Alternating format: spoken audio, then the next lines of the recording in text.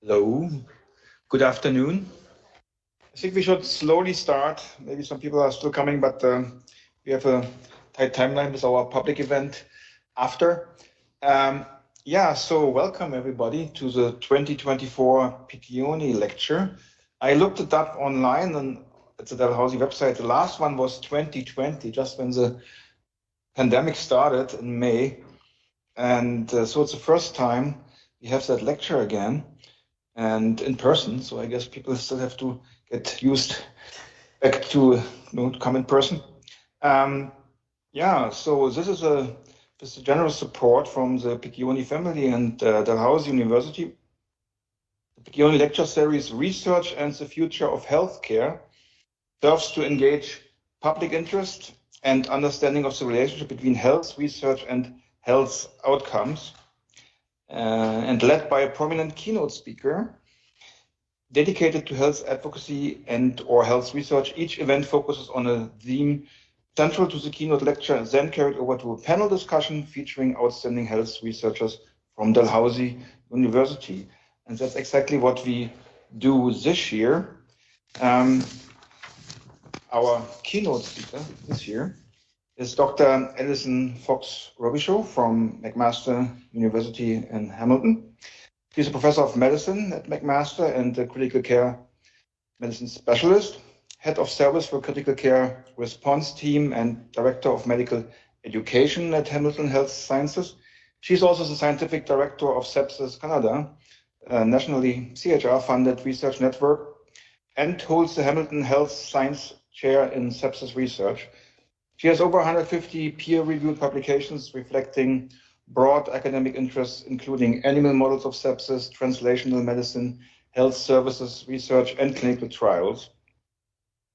Alison Fox-Robichaud is a leader in the critical care community. She was the first female president of the Canadian Critical Care Society from 2015 to 2018, and the first female chair of the Canadian Critical Care Examination Board. Internationally, she is a member of Global Sepsis Alliance Board, the advisory board of the International Society for Rapid Response Systems, the Council of the World Federation of Intensive and Critical Care. She has been honored nationally for her work in electronic early warning scores to prevent patient deterioration. Internationally, in 2018, the Global Sepsis Alliance awarded her an individual award for her sepsis leadership. I know Alison for a while in her function as executive and treasurer now of the CCC-TBG of the Canadian Critical Care Translational Biology Group. And I'm very honored to have Alison here for our Picchione lecture entitled Sepsis in Canada, From Population Health to Policy and Everything in Between. Alison, thanks for coming. Christian. Thank you for inviting me. I'm recognizing that this audience is primarily PhD researchers, III. I'm hoping some of my critical care colleagues show up. So I'm going to take you a little bit of a journey, things you may not have heard before, but other things that a national network has to do to be able to change a disease journey. I'm going to begin with a land acknowledgement. I come from Southern Ontario with a dish with one spoon wampum that supports the Haudenosaunee and Anishinaabe people of Southern Ontario. And I'm glad to be back home because I grew up in New Brunswick in the land of the Micmac and the Mi'kmaqi people. So just for some of you may not have heard this term, many Canadians don't know the term sepsis. Sepsis is basically an infection gone bad. The modern definition of sepsis is an infection and evidence that organs are starting to not function as they normally did. That definition has changed. The first time we had a sort of international definition was back in 1992.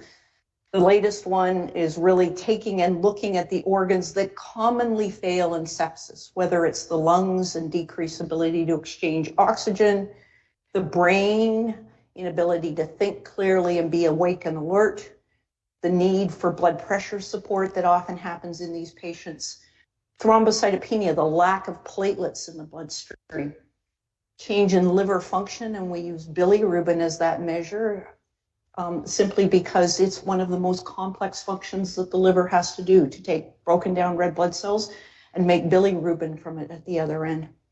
And then finally, the kidney not working. So all of these are common organ dysfunctions, but not the only organ dysfunction.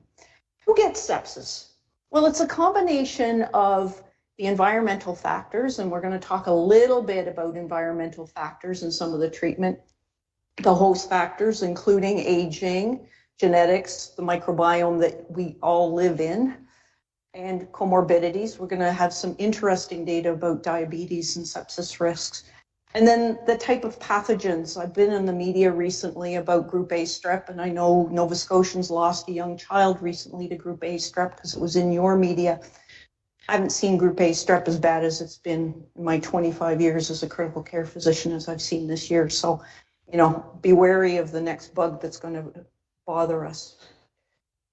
It's a complex syndrome, and this figure gives you a little bit of basic science. If you start with an infection, we really don't know where the time zero is for sepsis, right? We haven't got a great predictive tool to say, not only do you have an infection, you're developing organ dysfunction. We know that the organ function score that's been around for decades is one way of defining whether you've got disease, but we also know that changes in simple things as your vital signs may be predictive that you're getting it. What's your blood pressure? How fast are you breathing? Are you thinking clearly? Those are simple signs that we can use at the bedside. It's a complex interaction of the immune cells that are there to try and control that invading organism, whatever it is, that leads to damage at the endothelial cell level, the activation of complement for many bacteria in an attempt to poke holes in those bacteria to control them, the release or the production of neutrophils. And I like to say the neutrophils are the great spider web. Other cells can do this, but in sepsis particularly, the neutrophils release their DNA into a circulation and basically make a spider web that tries to trap those bacteria. The result of all of this is that the blood vessels don't work properly, we get clotting activated, and we get organs starting to fail because there's somebody I wanted to talk to. Hi, Rob. One of my critical care colleagues showed up. That's okay. You know this stuff. And the next concept I want to bring up as we go through this is probably a word that many of you haven't heard before, is immunothrombosis. It's a relatively new term. What it means is that the link between an inflammation that's going to be there to try and control infection and the clotting system starts at the very basics. The same little body in an endothelial cell that controls a white blood cell moving into a site of infection also releases the molecules that control platelet stickiness. And this figure from my PhD student brings you in a journey of the molecules that cleave this, that DNA releasing their spider webs into the circulation, the natural anticoagulants that our bodies have going down, the molecules that normally break up clots, the inhibitors being present, and you get this storm of cytokines that just ramps up. What does this mean? I like to tell the students, clotting is meant to control bleeding. If you cut yourself, your clotting gets activated to control bleeding. In sepsis, clotting occurs inside the blood vessels. You don't get flow when you've got clotting inside of blood vessels. And as a result, organs start to get not enough oxygen. You try to break all of that up, it doesn't occur. So that's why we say immunothrombosis is the big driver of sepsis.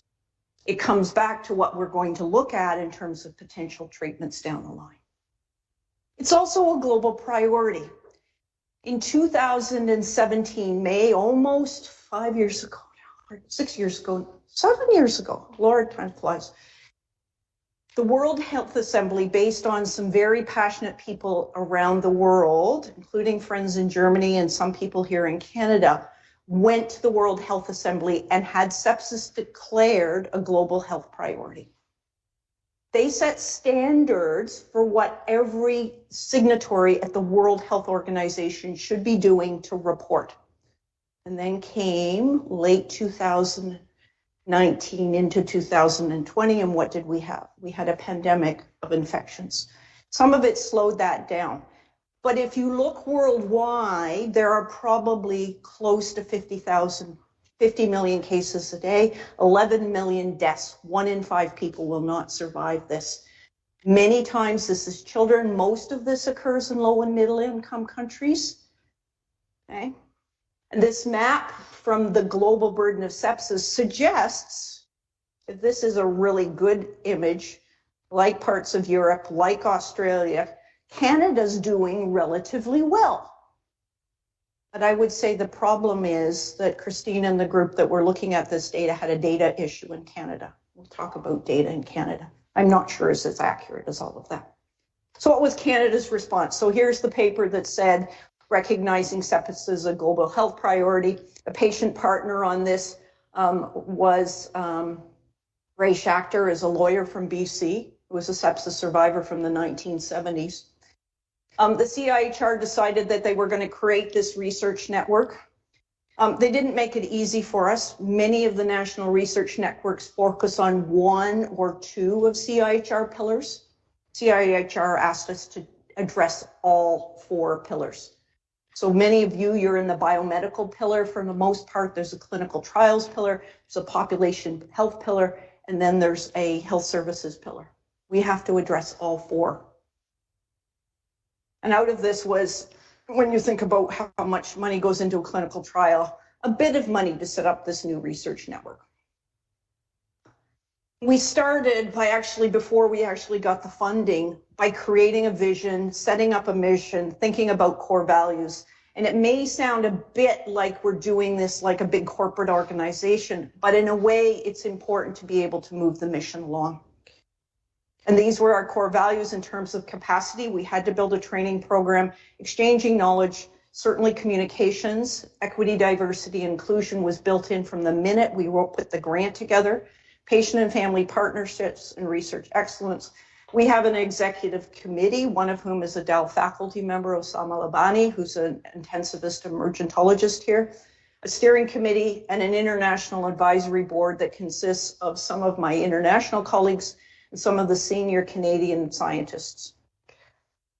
We currently have over 250 members across the country, 31 patient partners, a lot of international people contributing to this, and across the country, but you'll notice a big gap in the territories, and we could discuss when we get to the panel. We have a patient council, 30-minute. Patients are embedded in every single research project that we have. It's integral to part of all of that, and they have become increasingly valuable about the sustainability of our network. We're not going to, CIHR, others aren't going to listen to me as a scientist asking for more money. They're going to listen to the patient partners saying, this is a disease that we need to treat. I'm going to meet Christine Carroll. I've known Christine. Christine had sepsis in 2000, almost 11 years ago now. I've known Christine for almost 10 of those years. Christine was an active communications person for the NRC. She was a smoker at the time, but was out still running and jogging. She had dogs. She wasn't feeling well. One of those dogs either licked her or nipped her. And she ended up with one of the nastiest organisms we have, capnocytophagia, sepsis. She spent days in the ICU. She was on life support from her heart, kidneys, everything else. And unfortunately, because this organism causes that blood clotting in all of the small vessels, Christine lost 3 out of her 4 limbs. I've watched Christine grow from a person who had difficulty thinking, certainly had other health issues associated to it, to one of the most powerful advocates I have for sepsis in this country. But she's not famous. She's just passionate about it. She runs, she's the co-chair, as I'll show, of our patient council. She runs the patient stories on the foundation's website. and she helps with a number of projects. So what do we know about sepsis in Canada? The data that's reported publicly is sepsis is the 18th cause of mortality in Canada. And it's a bit like cancer. Are you dying from cancer or are you dying with cancer? Sepsis is the same. Are you dying from sepsis or are you dying with sepsis? But most of the time you're dying from sepsis. Okay? It may not be immediate with that infection in the intensive care unit immediately, but there are long-term consequences of that. So if you look at that graph, it really shows underlying contributing. This was based on StatsCan data. Well, I went back into StatsCan, and the problem with the StatsCan data is they forgot all of the other infections that lead to mortality. So if you add up the tuberculosis, the scarlet fever, the meningitis, the meningococcal disease, malaria, we still have some in Canada that shows up here, believe it or not, influenzas and pneumonias. And then there's the big COVID, which is that great big green 69% in 2022. All of those individuals, I would say most of those individuals who died of COVID died of sepsis. So we don't think of that, but COVID is sepsis, kidney infections and others. So it becomes the third leading cause of death in Canada, at least during the pandemic. And it's up there in terms of, and we don't report it well. This is based on CIHI data and statistic reporting. And I can tell you most of my colleagues don't write sepsis as a cause of death on the chart when somebody dies. So I'm going to walk you through each of our teams and what we've actually been doing. And the Population Health Economics and Policy team, and we're getting to the policy now, really has defining the problem, cataloging it, looking at the costs, and looking at the risk factors. And from a definition point of view, we really start to look at diagnostic codes. Our pop health team says we're not perfect in that sepsis definition, and so they're doing some old-fashioned look at the codes and then retrospectively auditing a number of charts and coming up with a consensus of experts. They're also got a second project now that many of us have electronic health records. Can we use the power of an electronic health record to prospectively identify that? And we're doing similar work in Hamilton. So hopefully we can start to pull and identify those patients early. We've built a huge metadata catalog, but we have a gap in Canada in terms of people that are interested in population health. So we've built a catalog of all of the data sites, partnered with Maelstrom at McGill, to say these are data sets that people could use to drill down to see who's at risk for sepsis and how could you use that harness that. We're also looking at the literature. A scoping review is just looking at the literature to say, what is the epidemiology of sepsis? What has been reported? Because when you look at those definitions were based on two large data sets, one out of Europe and one out of the US. And is that the same epidemiology elsewhere in the world? Probably not. We're looking at two things. I'm not going to save Callie Barrett's thunder, but the socioeconomic determinants and costs of sepsis. A whole new methodology to pull data out of a large Ontario, very valuable data called ICES, the Collaborative and Evaluative Scientists. We've been trying to get the population cost data funded. CIHR doesn't think that sepsis is a high cost user. We're going to prove them wrong. And then the long term, one of the funding institutes for the network was specifically the Diabetes and Metabolism Institute. And they asked us specifically two questions. What's the risk for diabetics? And what's the obesity risk? There's a paradox called the obesity paradox. I'm not going to drill down on that. We can have a discussion about it. But here's two things we know.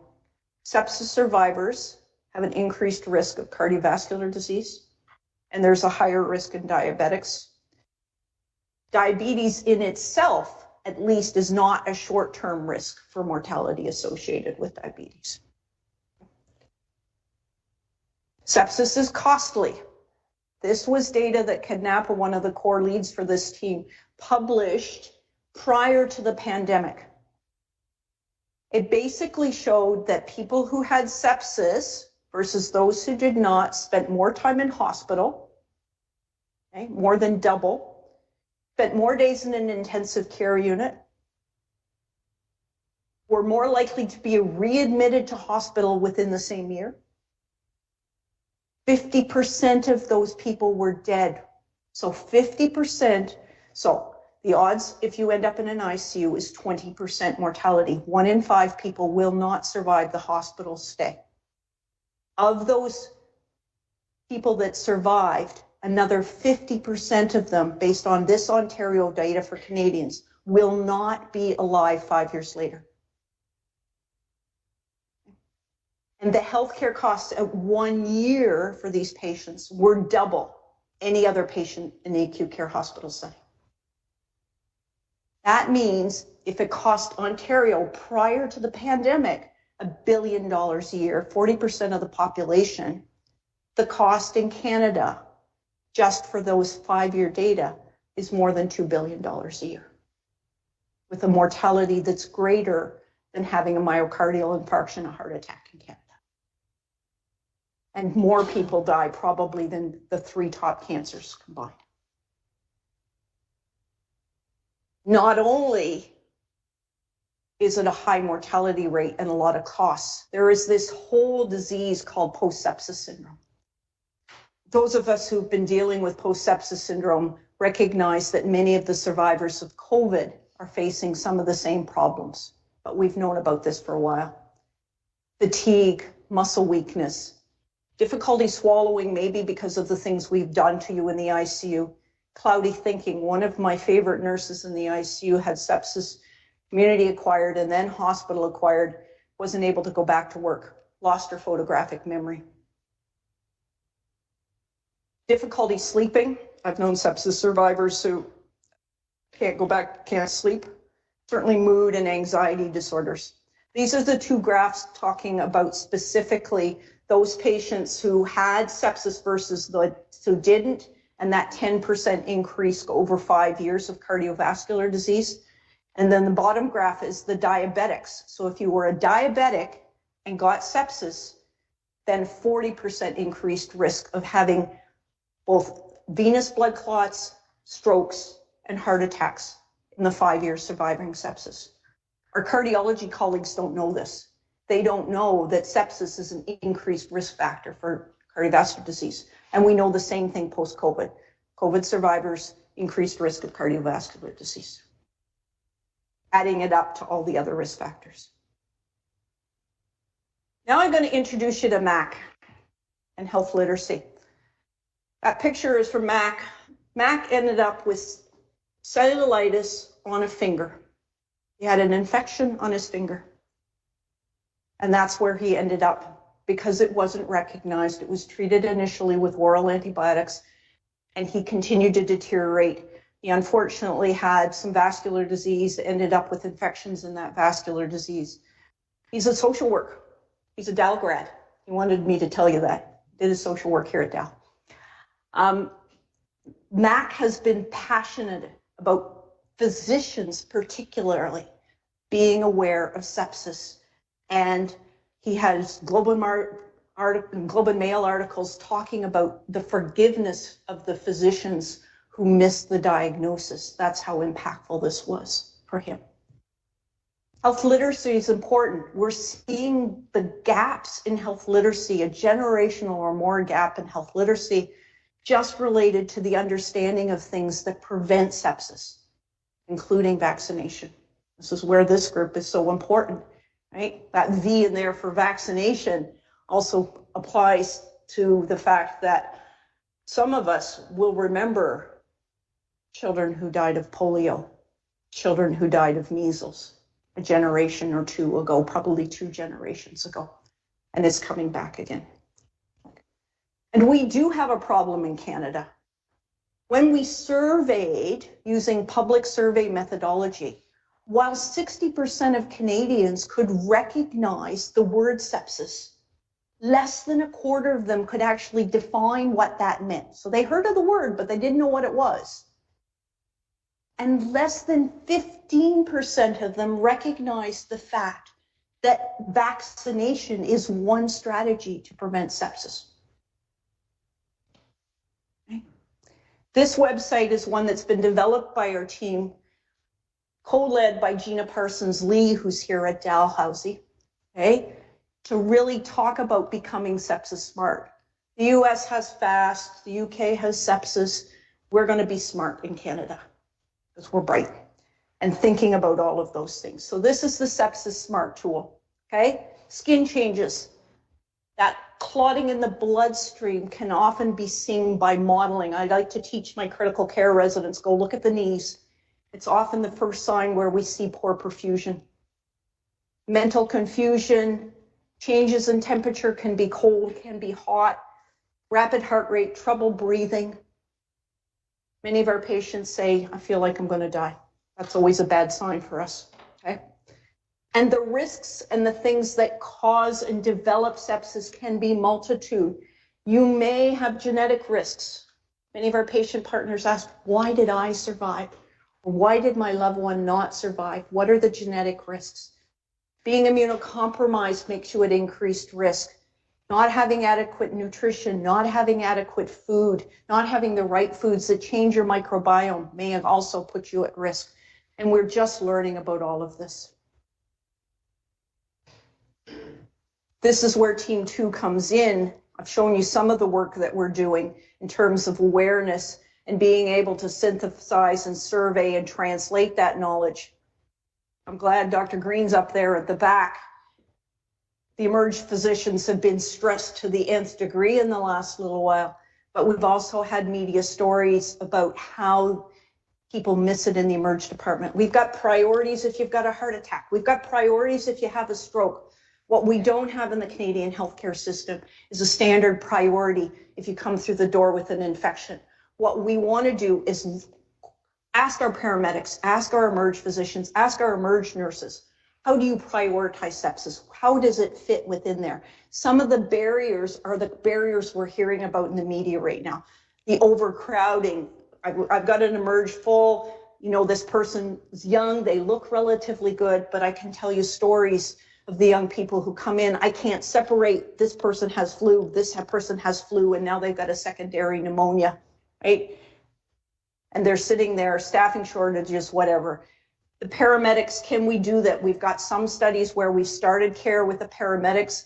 We've been doing a project in Hamilton where we use that early warning score so the paramedics could say, I think this person might have sepsis. They've got it coming through the door.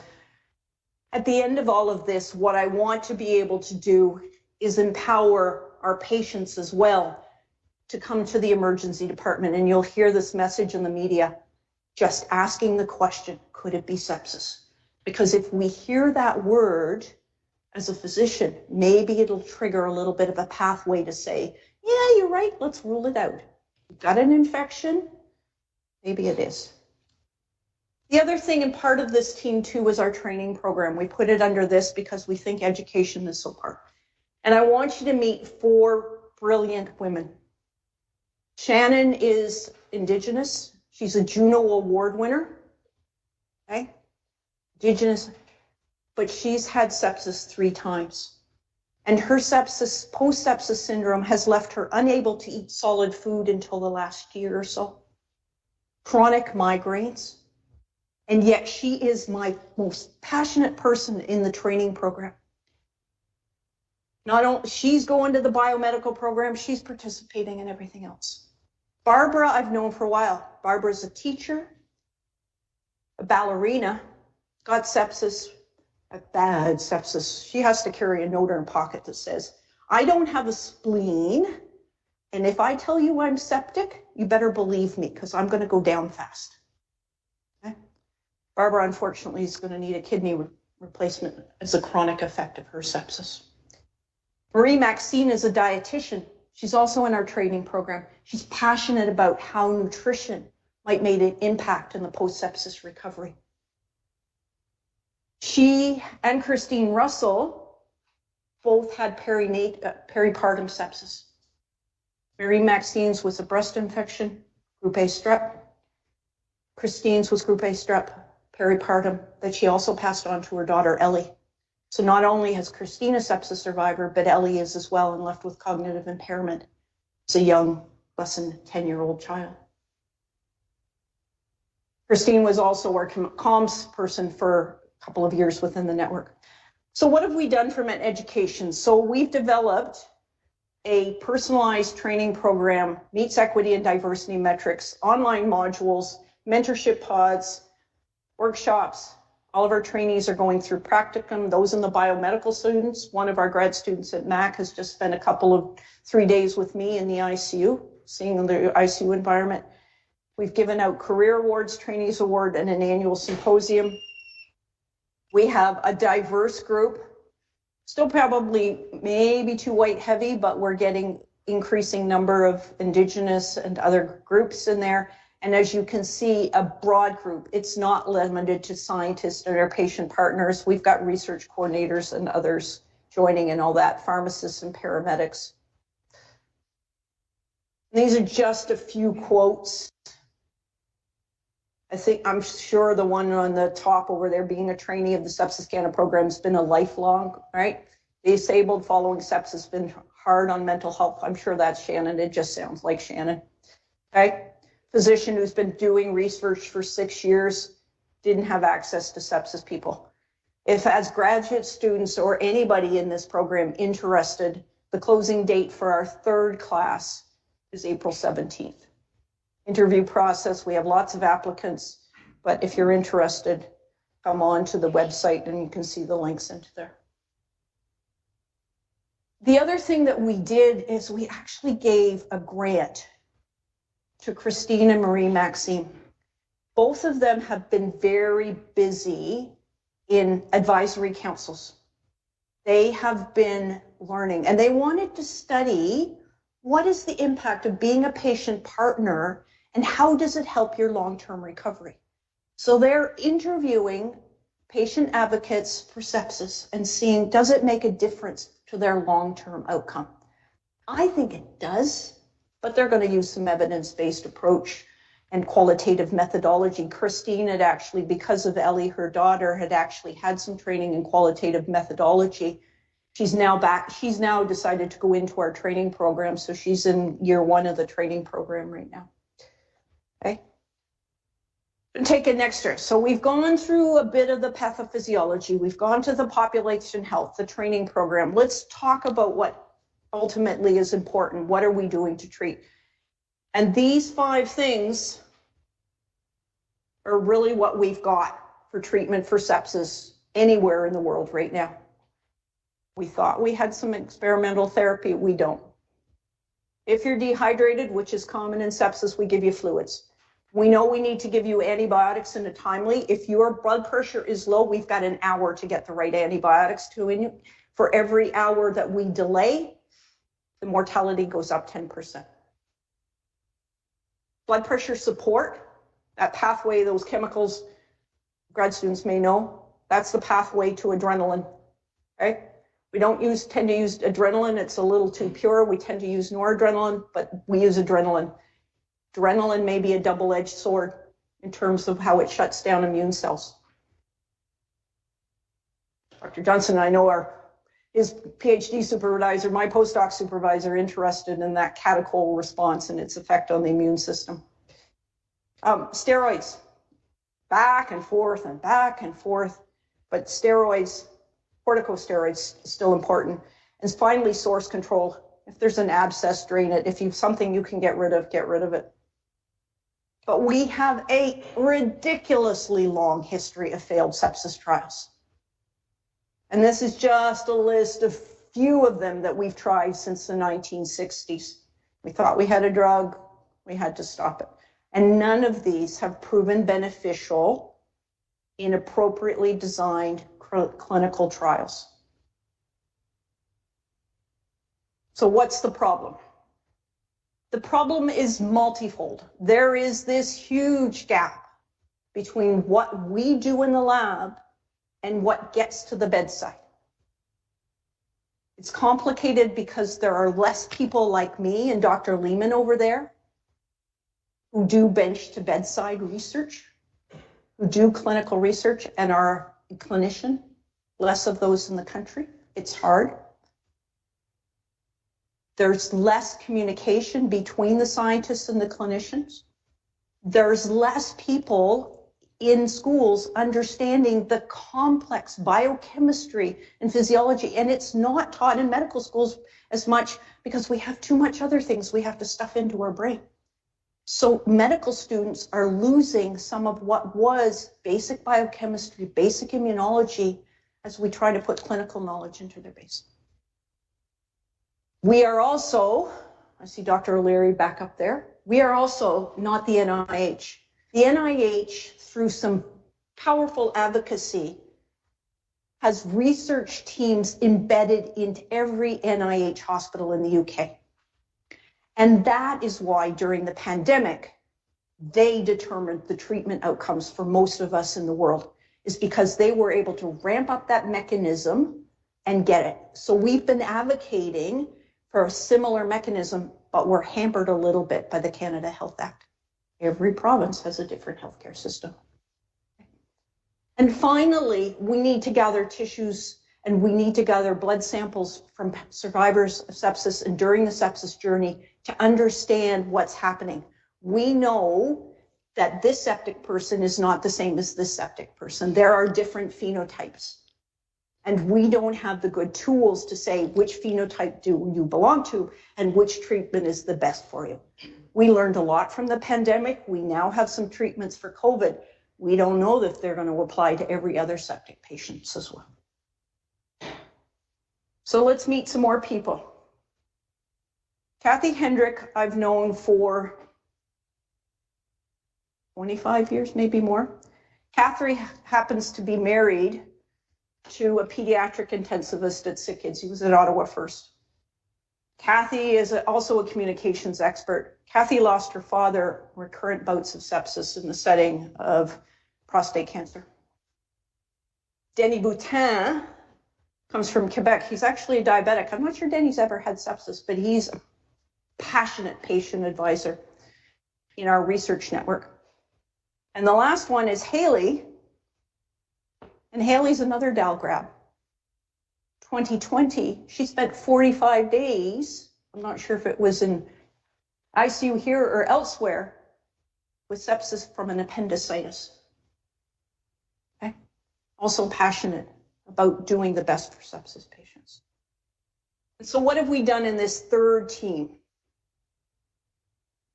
Translational biology, trial infrastructure. There was no way with $5.7 million we were going to be able to fund any clinical trials. What we had to do was set up the infrastructure.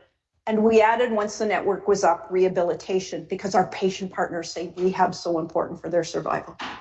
The National Preclinical Sepsis Port platform is going to take the same methodology that we use for clinical trials, multi-centers, well-controlled, and bring it back down to the lab and do it with the mice. This is the NPSP. We've partnered with the vets, we've partnered with the CACC, our ethics board for national vet control, and we are building standard work along the way to be able to teach that. Importantly, this group of young investigators has actually brought the public and is studying patient partners in preclinical and biomedical research, not an area you see commonly. The National Clinical Research Network, and this is just showing bunch of trials, is mapping who's doing what trials across the country so that we can start to provide infrastructure across the country for trials and get them ramped up, similar to what the NIHR does, okay? But we have to map it first. And the rehab program is really looking at what we standardize for assessments out the door. Sit to stand is a common tool used by physiotherapists. And the R-bands is a common cognitive assessment tool. But we don't know if we give one research coordinator in one part of the country and the same research coordinator in another part of the country, both those tools are going to do it the same way. So we're studying it. So the NPSP is accelerating this bench to bedside because we often get stuck right here. We can do it on the mice, but we can't move it to the humans. Right? And we need to be able to move it globally.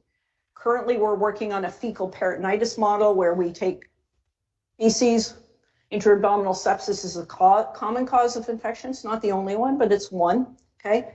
And we have all of these labs across the country, complements of the group that Dr. Lehman and I belong to, the National the Canadian Critical Care Translational Biology group that's now been in place for 25 years, talking about translational studies, both our animal work and our biosample work.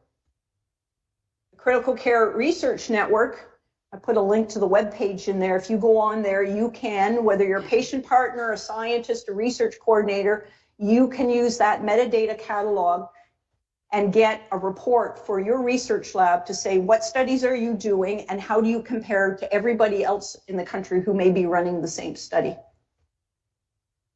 Become a valuable tool to be able to say, how well are you doing compared to your peers for recruiting patients? What are the barriers? One of the things that came out of COVID and the COVID network, the networks, is we were able to provide some additional funding. So some of these centers who maybe didn't have the infrastructure to be able to run trials. I want to talk about Canada doing great sepsis research. I'm going to highlight 3 trials, one of which is ours, that are coming down the pipeline. Plasma exchange is used for people with immune thrombocytopenia, a number of other diseases, but we're doing a pilot and safety study with biomarkers to look at whether removing harmful substances and replacing plasma constituents, things like ADAMTS13 that cleaves von Willebrand factor, DNAs, protein C, can we improve the outcome? It's a pilot, it's a safety study, but we've started that and there will be biomarkers collected with it. Laura McIntyre in Ottawa has had this program of research for mesenchymal stem cells for septic shock, okay? She's done the pilot work, demonstrated it was safe, it was feasible. She's been working on getting the right cells in the right preservation so that it can go from lab to lab, and she's just starting up in Ottawa. And I don't have enough time to describe a program of research that my PhD colleague, Dr. Patricia Liao, and I have been doing for a decade now at McMaster. But basically, we've now described in patients that cell-free DNA that comes from those nets, I can tell you day one, if that cell-free DNA is up in the ICU, you are not going to survive. Your protein C is down, you're not going to survive. And so in the mouse model, we've shown that if we give the enzyme that clips up DNAs floating in the circulation, which we all have in our circulation, we improve mouse organ function. So we're giving it to patients. We've enrolled our first 3 patients in Hamilton. Okay, so we're drug repurposing a drug that's nebulized, has been used for cystic fibrosis for ages, and giving it to septic patients. Just 3 trials coming to say, can we make a difference for sepsis outcome? So what's been the impact of what is now into our 5th year of this grant with a little extension? Grad students know what DORA is? DORA is the Declaration on Research Assessment. It means that how you function as a researcher goes beyond those publications, right? CIHR is now asking us and signed on to the San Francisco DORA agreement that says it's not just the publications. What has been the impact of all of this? So we've got partner funding. We've funded with the Frailty Network. We've got a really interesting study on sepsis and cancer and frailty. We've had some publications. They keep coming. There's more coming. We've done lots of presentations. We've leveraged from that original 5.7 another $11 million through grants and partnered funding. I've been in the media maybe too much in the last little while, CIHR website, telling some stories around World Sepsis Day, and publishing in non-traditional areas. Open Access Government is a UK publication, but guess who else writes in there? Federal ministers of recreation, federal ministers of other things, right? Getting the eye of politicians to say, this is what the problems are, okay? And so we're publishing a series of 5 articles, starting with this one. The second one just came out talking about the biobanks from Francois and Michelle, talking about these things that we should be doing in Canada as part of Sepsis Canada. We've got a marketing strategy. We've got a LinkedIn, Twitter, or X, whatever you want to call it, Facebook page, because different generations read different things. We've done videos. You go onto our websites, you go onto sepsis awareness. There are videos about what we're doing. getting media contracts. World Sepsis Day, your city hall was lit up September 13th. Okay, and we lit up CN Tower, Hamilton sign in Hamilton. Niagara Falls was lit up pink for World Sepsis Day. Holding meetings and publicizing. The last Cafe Scientific we did at Sepsis was a Cafe Scientific. My PhD student actually won that grant because PhD students can apply for Cafe Scientifics. It was her project with Christine. But how do we get to the big thing? And this is where I think many of us in the biomedical field, if we started out there, don't realize how we get to changing clinical practice. We have to move from all of this research we're doing to actually changing policy in the country. We started with a simple survey. Based on CIHR and a bunch of scans and scanning the network, what are people doing for sepsis research in the country? It may not come as a surprise. Most Canadian researchers are doing biomedical research and clinical trials, very few doing population health, very few doing health services research. There's a lack of diversity. We're losing our early career investigators, and we certainly haven't funded sepsis research in this country compared to the UK and the US. The first problem, and I'm looking at Dr. Marshall there, is when you do that lovely drop-down menu that says, what disease are you studying? Sepsis is not on that list. So we've struggled forever because sepsis is not listed on the drop-down menu. Been asking since before the grant came through. We're studying what we teach in schools from K to 12. What's taught about infection prevention, sepsis? What are we doing? The US is doing it, the UK is doing it, they've got posters all the way. What are we doing in Canadian schools?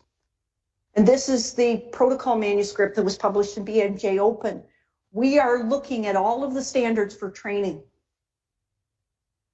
Dr. Green, the word sepsis is not mentioned in the eMERGE training program standards, nor is it mentioned in the internal medicine standards for Canada. It's urosepsis, which is a bad word to start out with because not everybody who has a urinary tract infection has sepsis. Okay?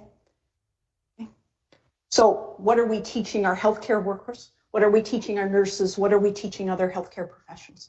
What's sitting in the standards by which organizations work, such as Accreditation Canada? We're putting all of that into a big synthesis as a lead for policy. Where are we going to go? Oh, and then the last thing is CIHI. Your CIHI. Because we are a publicly funded healthcare system, we do not rely on our trainees or our physicians or whoever's writing in the chart that they be precise about how they're coding that patient journey. The coders pull that data, but it's not accurate. And in Canada, we don't even record sepsis if you're less than a year old. And the Quebec data doesn't get populated into this in the same way. But we're going to try to get as much of a prevalence and the costs for sepsis in Canada as we can with those limitations. Pull it out and see what's happening across the country. But it's been a little battle with CIHI to get the data. All of this is a call to action. This is Rory Staunton. Rory Staunton's father runs a number of Irish bars, including a few in Washington, D.C. Rory met President Obama in the White House, in the Oval Office, a week before he died of sepsis. As a result of all of that, his father had a little bit of influence, went to Governor Cuomo, because they were actually living in New York. And New York State is the first US state to enact something called Rory's Regulations, where it says you must, by law, screen for sepsis in the hospital, in the emergency department. 2 subsequent states have followed. They must. The result is that there's earlier care for sepsis. And unlike some of our UK colleagues have said, it doesn't overwhelm the system. It just means you're thinking about the disease problem. Okay? So yes, there's a balance for all of the other diseases that are out there, but at least having this regulation is there. So what we're hoping is we can have a national action plan on sepsis, similar to antimicrobial resistance, similar to other things. and a policy that aligns with all of the healthcare things. And I'm probably almost out of time. So I want to thank everybody. I definitely have to thank the CIHR. More importantly, I need to thank the entire network of our patients, our families, the scientists, the knowledge users, and the industry partners, some of whom funded this. This is a hard field. I3V, thank you very much for nominating me for this lectureship and for inviting me down to Halifax. I always love to come to the Maritimes. Still a Maritimer at heart, even though I've lived in Ontario for a while. Thank you for your attention.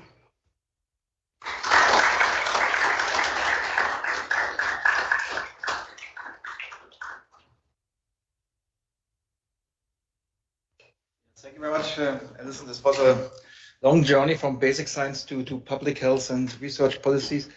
Any questions to our speaker, the audience? Really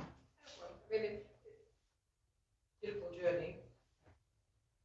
I wanted to go back to the very beginning of that journey. There's quite a lot of literature suggesting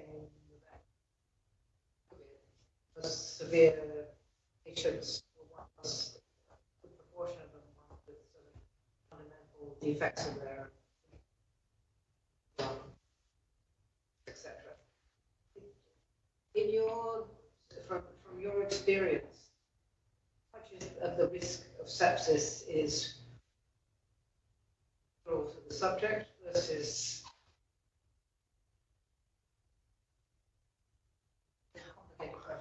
It's a complicated question. When I think of the people that I saw dying from sepsis, I think there are some racial biases associated with it.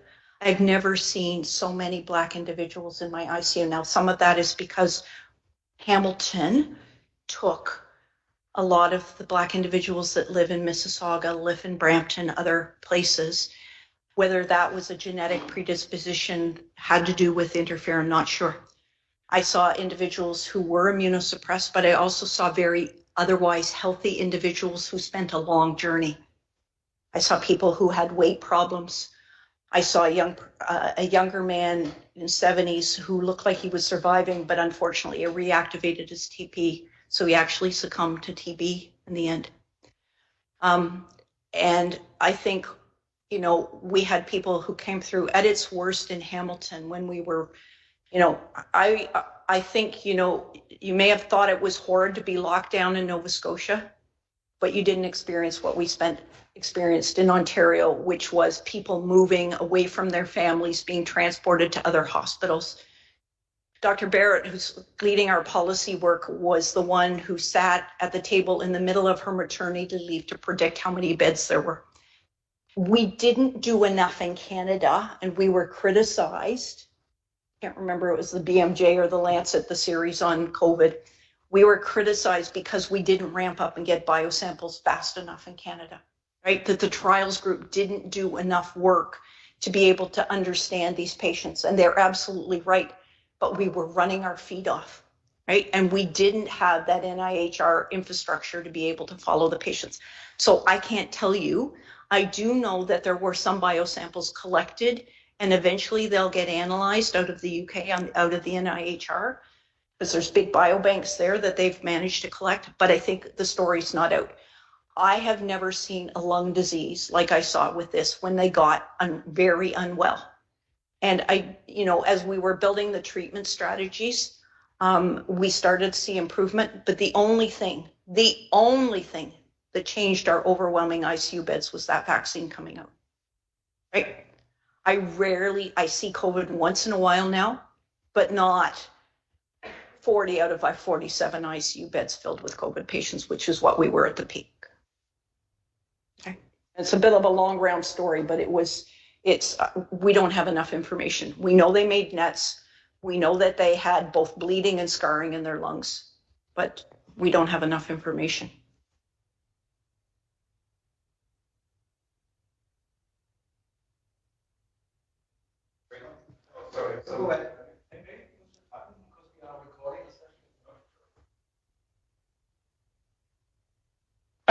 Thank you for the talk. It was amazing.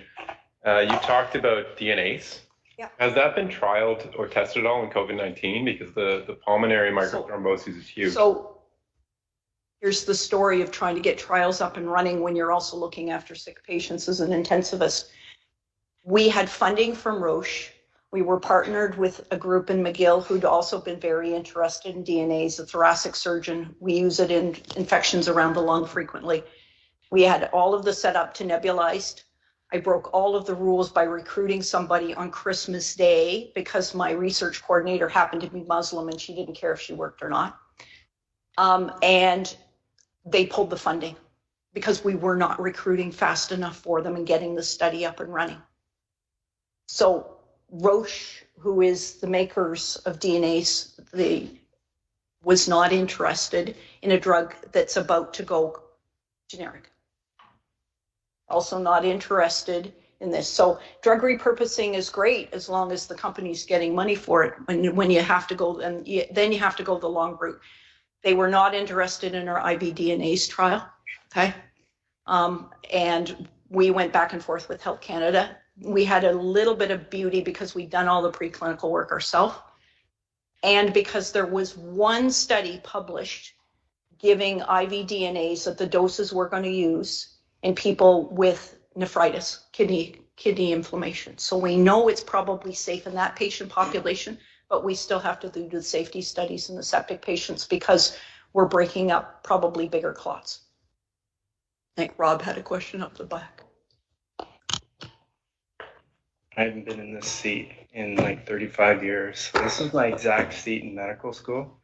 I'd just like to applaud the vision here because I think it's really important, something that's missing, that from bench to policy, which is incredibly important and should be translatable to other non-sepsis kind of initiatives. And it does make me reflect on the importance, and one thing you said, of the patient story, and use people's pictures in telling the story to get, and I think you said CIHR, but to be honest, I think it's politicians and everyone.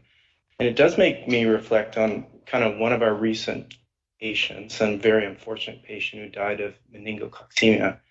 And his father took that tragedy and changed policy in Nova Scotia for vaccination for meningococcemia. It's exactly what you're trying to do here. And there's these little pockets of success out there that, anyway, I applaud exactly what. The good news is that Callie has 2 presentations at the National Policy meeting in May. Is that right? She's going to show them oral presentations. She thought that, is that a big deal, Alison? Yeah, Callie, that's a big deal at the National Health Policy meeting. High cost users and the COVID ICU data for the province of Ontario. So she's going to have 2 big bits of economic data that the policy gurus. We've had some reach out from the federal health minister's policy guru to say, but we need a couple more publications, a bit more data. That scoping review, jurisdictional review that we're doing, I think will be helpful along with Callie's policy work to say, here's what we need for a national action plan. There's a paper coming out in healthcare management that actually puts that call to action out that the team has just submitted and got accepted for publication. So it's getting to the right journals. It's the same with, Fetty and Damon and everybody published those papers on diabetes and sepsis risk for cardiovascular disease in our critical care journals. How many cardiologists read critical care journals, right? We're not putting our publications in the hands of the people who need to know that this is another risk factor for cardiovascular disease. So it's getting them into the right things and sharing that publicly, which is, I think, the bigger message that needs to happen. But thank you, Rob.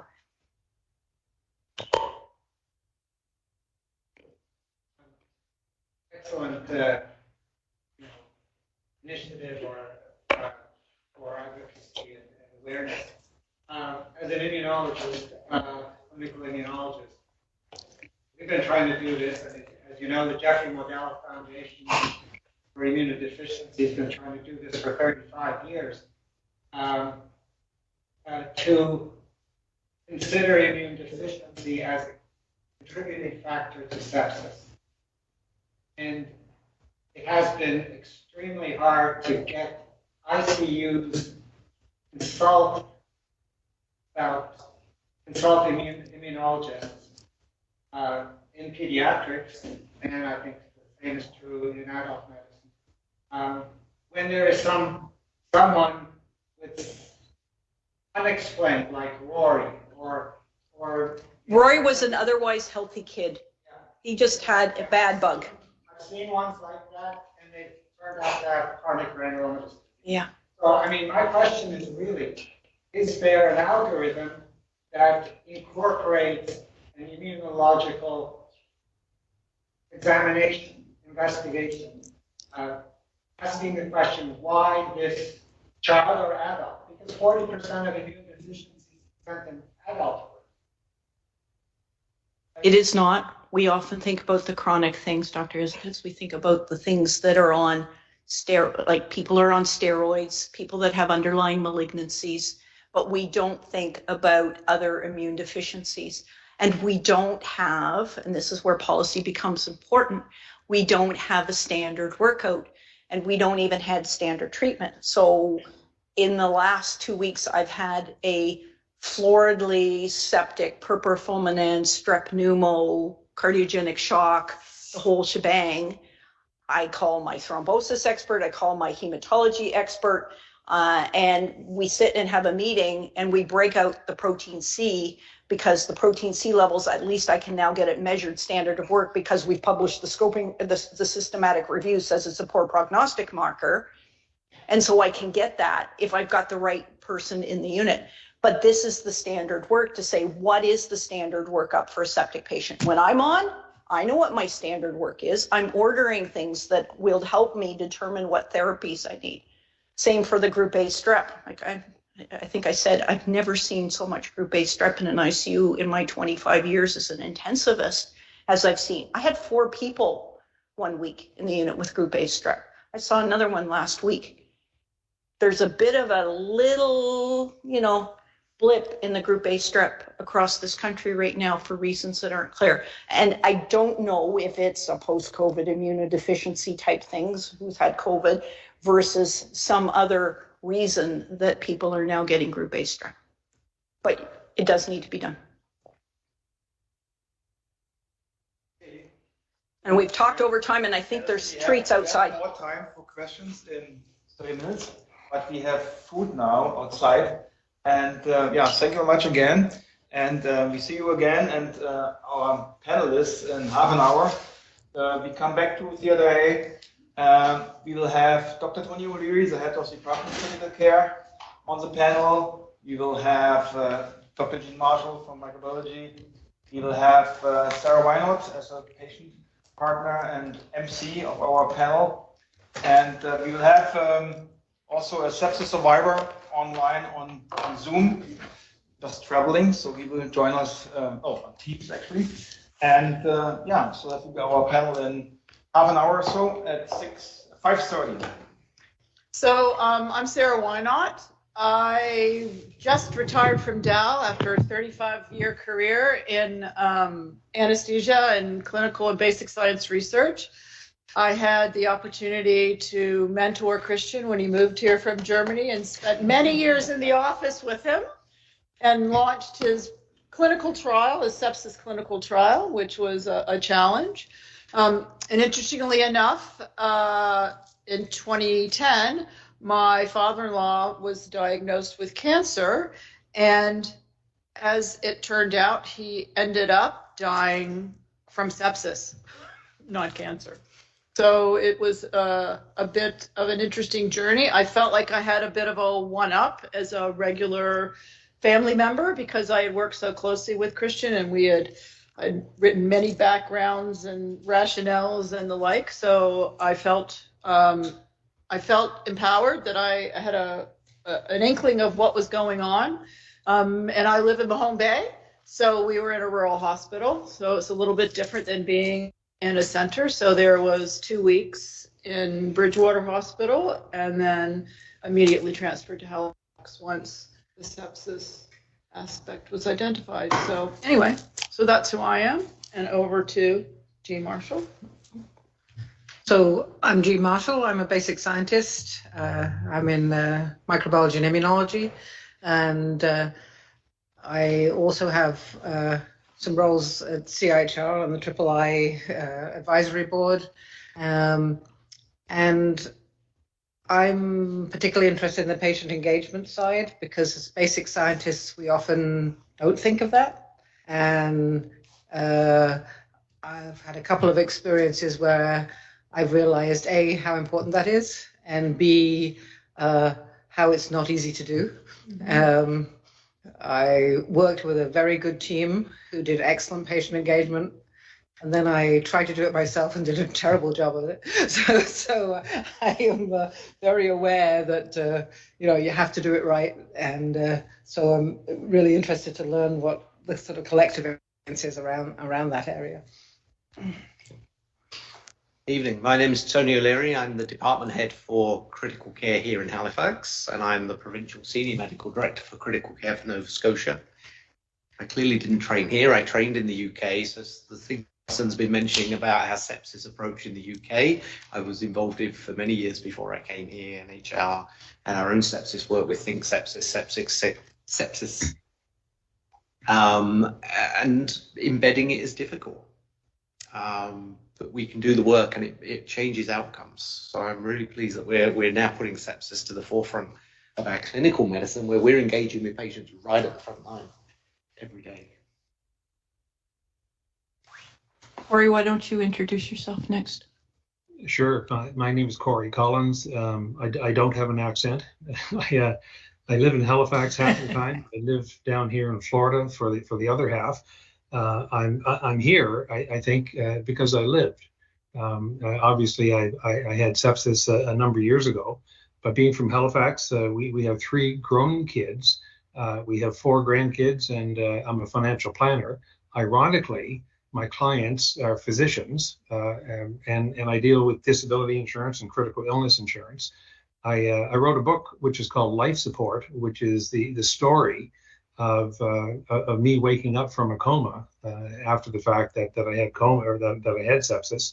I've been invited to speak in 10 different countries to tell my story about living life every day. So I'm happy to be here. When I talk about my book, I tell people that I don't want to give away the ending, but yes, I did live, and I'm happy, and it's all because of the people in Halifax at the hospital. So I'm going to be happy to share a brief bit of that story today. So thank you for having me.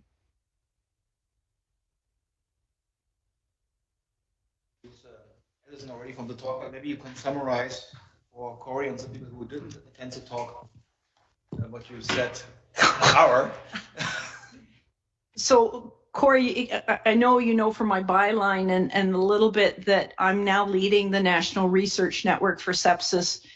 Before that grant, which is funded by the Canadian government, was announced, I've been doing sepsis research. I told Christian today, or somebody, that I'd started almost from the minute I started my post-medical school training as an interest in sepsis, starting at the bench and now all the way up to starting small clinical trials. So I've really had a while, but we've managed to unite over 250 sepsis survivors, scientists, people who will use this knowledge out the other end to create a really broad program of research under, including a training program. I think the ultimate goal of all of this is twofold. We recognize that we don't know how prevalent sepsis is in Canada for multiple reasons. We also recognize that we do a very poor job in supporting our sepsis survivors, and that in Canada, sepsis survivors become amongst the highest, probably the highest cost users of the healthcare system once they survive, for multiple reasons. Those sepsis survivors have an increased risk of early mortality, early death. People like you who have had it a few years ago, we don't understand why you've come out the other end when many people succumb either during their hospital stay or later. And we also don't we don't do a great service in allowing people to recover. You probably have been able to tell a journey about waking up from that coma in the ICU and how weak you were and how your brain took a lot of time to recover and all of the other things that we know, but we also don't know and don't support sepsis survivors well. And so when I told my story, I told it from many of the patients' perspectives, because we have a patient council of 31 people who are partnered on all of these programs along the journey. My ultimate goal is to have a national action plan on sepsis so that people recognize it, that we prioritize that care equivalent to what we do, people coming through a heart attack or a stroke to the emergency department, that the time manners, preventing ICU admissions should be a goal for most people, and that we should have a concerted recovery program that supports patients and that we can understand people do not do well and why others thrive post-sepsis. So that's a bit of the summary of in an hour of the research network. So Corey, why don't tell us your story? And I know you wrote a whole book about it, but maybe give us how it is to survive sepsis. Well, thank you, and I won't take a great deal of time saying this, but it was around Christmas time back in 2003. My wife and I were planning on going to a number of Christmas parties, as we always do, but this time I didn't feel well, and in fact I really thought I had the flu. So my wife was about to go to the Christmas party without me, and I finally admitted, I think just being a male and not wanting to admit that I had any issues, I admitted that I was sick, and I thought I did need some help. So we ended up going to the hospital. She drove me to the hospital. We landed at the QE2. I remember going in there, and at the time my back was very sore, which, as it turned out to be double pneumonia. I couldn't stand up straight. One of the nurses, and this is all about the healthcare system, and I know that in the media the healthcare system gets beat up an awful lot, and I shake my head when I hear those things, and certainly the politicians take stabs at the medical system. But instead of shaking your hand, your head, I think I really should be shaking people's hands for understanding what the need is and the care that they give.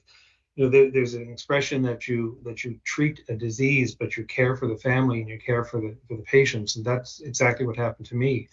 But I had gone into the emergency room, and the nurse recognized, even before much was said, that I was sick. Ironically, there's a gentleman who had a heart condition, and he was sitting in a chair, and he was having a heart attack, and he looked up at me, and with the condition that I was in, he actually told me to go first. So when they took my blood pressure, they couldn't read it because the blood pressure was so low. They had, and I don't know if you remember the name John Ross, but John Ross was the treating physician at the time in the emergency room. And he took my blood pressure, and on the papers recorded that my blood pressure was 79/37. They took a while because they were trying to figure out what was going on. But I remember sitting knee to knee with John Ross. He was talking to me, and I remember him holding both of my hands, looking at me straight in the eye. And his hands were warm, and I realized later that my core temperature was dropping, and that was a sign that he was recognizing, but I didn't know what it was. The nurses were taking my blood, and at the time, the blood from my arm through the veins would not stop. So they had literally towels trying to stop the blood, and I looked down, and I thought it was normal that the emergency room floor would be full of blood and full of napkins, but it was my blood. But I didn't recognize what was going on. Ironically, my wife came back into the emergency room. Very quickly, they decided to take me up to the ICU, and that was the last thing I remember, except for the fact that when we had gone to the hospital, I put on quickly a pair of sweatpants, and for some reason I didn't put on a pair of underwear. So when I was laying there, I was for some reason embarrassed. So I think I still had my wits about me, and I told my wife that I needed to put on a pair of underwear. And this is when all the nurses kept running in because I was setting off all the alarms because of the activity, just trying to sit up. It was 4 days later, though, that I finally woke up. And the first thing that I remember is that the nurse looked at me and welcomed me back to the world. I thought I had just gone to sleep, but she had told me that I was in a coma for 4.5 days. She called my wife in, and as we spoke, I looked at her and I said to my wife two things. I said, first of all, I said, I love you. And I said, second of all, I want to buy a Harley Davidson. And I think sometimes in life, timing is just all about what it is and when you say it. And I did buy a Harley, but the shallow breathing and the coughing and the blood, all of this was 20 years ago. And I think one of the reasons that I might have been asked to be here today is not necessarily to tell you my story about my sepsis, but the fact that when physicians are treating patients, they are treating the disease, but people live. And one of the reasons that I speak around the world is to remind people that people have to live. Now, I've got an expression in my business and in my life that you need to live life every day, and you need to take care of your health. And this has become a turning point for me as far as what actually happened. Doctors very often and nurses very often don't see their patients once they leave. They leave the hospital and they always wonder, and I've talked to a number of nurses and physicians about this, and they say, that may be a failing part of our system where we treat people, we work so hard, we try to keep them alive, and the day they go out the door, we never see them again, and we never really know whether they lived or whether they died. So I'm here to say that, yeah, I did live. I'm here. I expect that I'm going to be around for a long time, but it changes your life. Activated protein C is the main drug that they had used at the time, and they didn't know whether, in fact, it was going to work. My heart was acting. I don't know the proper medical term for it, but I was having issues when they were trying to bring me out of the coma because 4.5 days, in their opinion, was long enough. I remember the name Stephen Bede, who was very active working with me, and then Richard Hall had come in to take care of me at the end of the process. But the thing that I remember the most is the way that the hospital system took care of my family, the way that they explained things, the way that they didn't hold back any punches.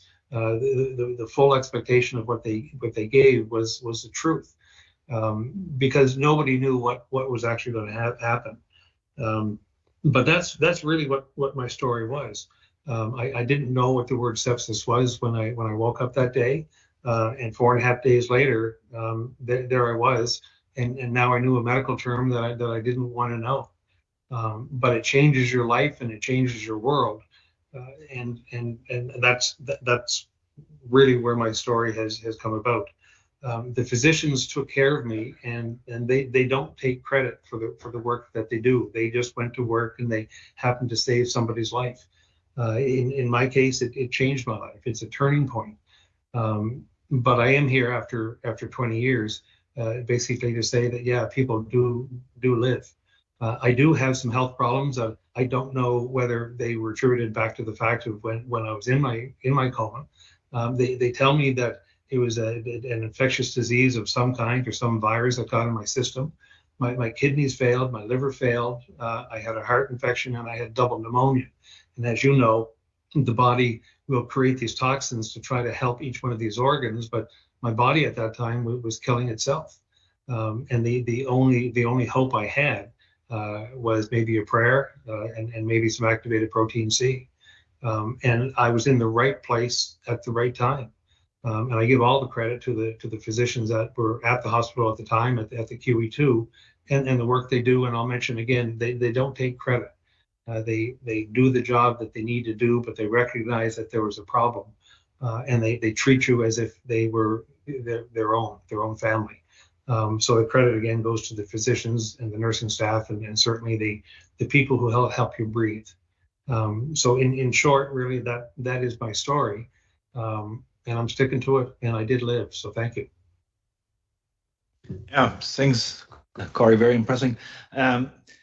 Corey, and maybe just to start the discussion and open for the audience as well, I'm wondering, everybody knows about heart attack and stroke and breast cancer, prostate cancer. Why does nobody Actually, Alison mentioned that in her talk that only 60% of the Canadian population knows the word sepsis, and a minority of those people can define it.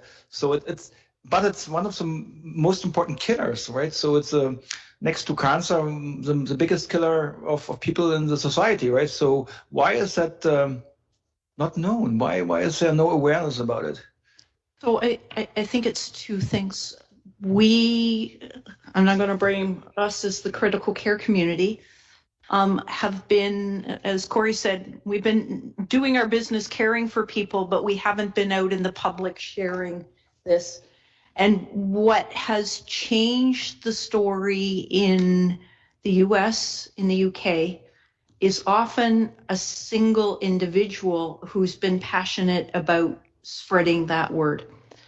And so while I started out as a scientist, I didn't necessarily see myself being that spokesperson for a disease across the country. What I'd really like to have, Corey, is right now in the US, they have President Obama. They have lovely, pretty little girls who survived sepsis and ended up with a kidney transplant. They have Madonna, who survived sepsis. They have big personalities who are spreading the word, I had sepsis. I haven't been able to find that. We had a Premier Barassa who survived sepsis. Maybe people didn't know that, ended up with a leg amputation from necrotizing fasciitis.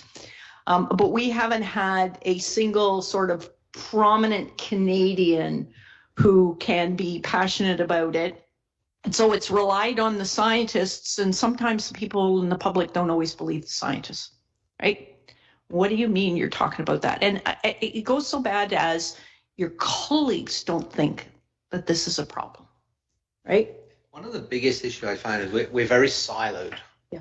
And so the severe sepsis all comes to us. Right. But there's sepsis that doesn't come to us, and cardiology, it's an organ. Kidneys, they're an organ, and we're very much organ-based when we set up our healthcare services. And sepsis cross-cuts all of that. But we forget about that when we try and bring the research together, or we try and bring clinicians together. We all sort of stay in our lane. And I think that's one of the detriments of healthcare across Canada, is how siloed it is within each province. And that prevents the words getting out. You know, so why isn't it all known? Because they had sepsis, maybe endocarditis, that was a heart problem, or they had a kidney problem, to use Alison's fabled word, urosepsis. I know the meaninglessness of that, but or they had a liver abscess, or they had bowel sepsis. They had another organ with sepsis, but it was the other organ that comes first. The sepsis is just a little bit on the side. So I think if we can get rid of those silos and work together and more closely, along with an education campaign, I mean, there's posters up in every Emerge Think Sepsis. Yeah. To bring that to the fore and say, get rid of this one first and you can worry about the rest next. So I think to break down those silos is where we need to be acting. Yeah. The UK's public campaign Think Sepsis has, it's been criticized. It's been criticized by some of our critical care colleagues around the world. But there's education programs in school. You go to bus stops, you see it. You go to schools, preschools, you'll see a little package for it. So bringing that education, we're starting, but what the UK didn't do is they didn't study the impact on that. What we're doing in Canada is looking at the data that we have, studying the impact, and then bringing the health literacy along for the journey. So a little different strategies. So I'm going to speak as a person that also has worked in clinical research, that worked for 35 years. And one of the things that strikes me the most is the knowledge translation aspect of it. And no offense, I've worked with clinicians all my life, but sometimes you don't speak in plain language to people. And part of getting the message out to the general population is framing the story in a plain language kind of way. I wrote informed consents forever, and all of that was bringing a story that a clinician, a very complicated project or definition of a disease into a grade 8, and grade 8 is not grade 8. It's really more just plain language for every every really smart person that might be a mathematician and have no idea what a disease process is. So part of that dissemination, if I've done talks before, say at, I don't know, the center in Mahone Bay, we have, we do human interest things and the like. And so just to get the message out of, so what is sepsis? Well, what is sepsis? Oh, well, I had a blood infection. Or, just those common terms so people, you hear them. I had, some toxic event, or that I got really dizzy and whatever, but just to frame, language around that's really accessible for infection gone bad. That's what I like to say. An infection that got really bad, got really bad. The other thing on let's put the academic hat on, is the knowledge translation. Like, we really are abysmal in knowledge translation activities. And a lot of it is two things this is my personal opinion, but I would say an observation of many years. One is open access journals. A lot of times we publish in, the Global, we publish in journals that are not accessible to the general population. And we don't, and as you said, you don't publish in journals that a microbiologist would not read, to get it out to nursing staff or schools or other areas that way. So that's all I want to say about that. I have two other suspicions. I would like to give it back to the audience. Sometimes I think that maybe people are scared about sepsis because it could be infectious. And so what does the audience think? Or Corey, when you talk about sepsis, are people scared, or do they don't want to see that? Because it's kind of hidden on ICUs, right? And there's no contact to those patients. Because sepsis is not an organ, people understand I had a heart attack or I had kidney failure because you're using the name of the organ in the problem. Whenever I talk, I explain what sepsis is in my way, that it's an infection that's carried through the blood. But from a public speaking training purpose, and even in politics, successful politicians are trained to talk to the lowest common denominator. As you said, maybe it's grade 8, maybe it's grade 6. In a sales standpoint, we don't talk in acronyms. If I talk about DI when I'm talking about disability insurance, or a GIO, a guaranteed insurance option, people don't understand, and that's why we try to talk in the most common words. So we leave all the acronyms away. The word sepsis by itself is meaningless to most people. But I think you're right that you have to get down to talk about the very basics and the lowest common denominator of truly what it is, so that people can relate to it. I think right now, and with all the people that I talk to, nobody knows what sepsis is. I'm surprised to say that you hear maybe 60% of the people know the word. I would say it's even lower in my circles. And you're right. And yet, to explain it's a blood infection is in a way sort of incorrect, because not everybody can we ever grow that thing in the blood. So it really does become very difficult to relay that language. I think it's also, Corey, and maybe just because we've all got a little more generational thing, we haven't seen people. So we haven't got the classical language. 100 years ago, people had a classical language. They would have known it from the Greek, because that word's been around from the Greek since the Greeks wrote it. But by the same token, we may not have seen the things that remind people that people die of infections and used to die at home. And we talked today about measles taking a resurgence, polio taking a resurgence. And now we've got a generation who doesn't remember that young people died of those diseases. And so they get scared about vaccinations, they get panicky about this, and it is scary. And we know our environment's scary. We know the ICU is an awfully scary place, because there's one nurse looking after one very sick patient with a whole bunch of machines attached to him, and that's a huge, scary place. And so people don't but at the same token, I think as a research community, I've said this is one of the reasons I built a comms team for this network, because one of the most successful research groups in the entire country is the Canadian Critical Care Trials Group, who's been studying sepsis for a while. But they've never had a communications package to share with the world what they've been doing. It's stayed in that silo about all of the great work.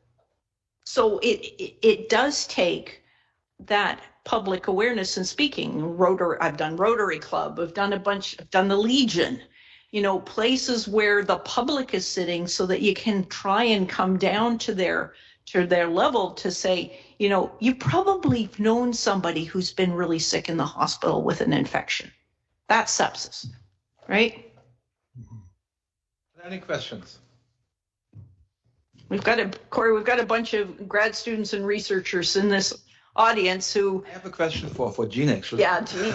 Yeah. So, I think the other thing why sepsis is not really popular is that sepsis research is quite frustrating. We have some evidence from preclinical studies. I always say we are all good veterinarians.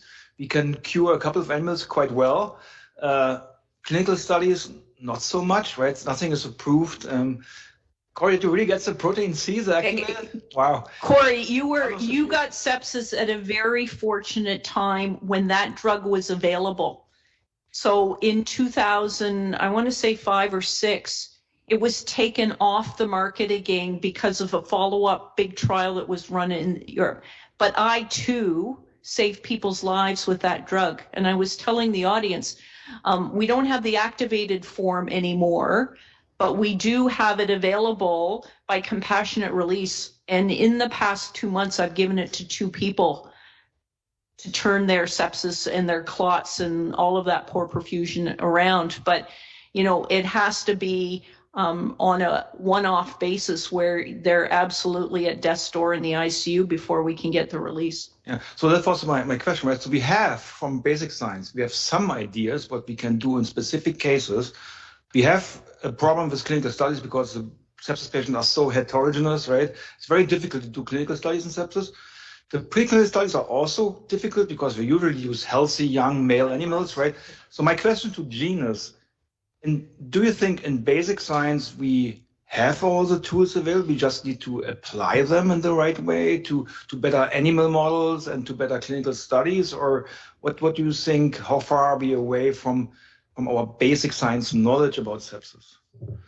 Well, I think like most clinical problems, if you're the basic scientist, you have to listen very much to the clinicians and the clinical data in order to make what you're doing in the lab relevant.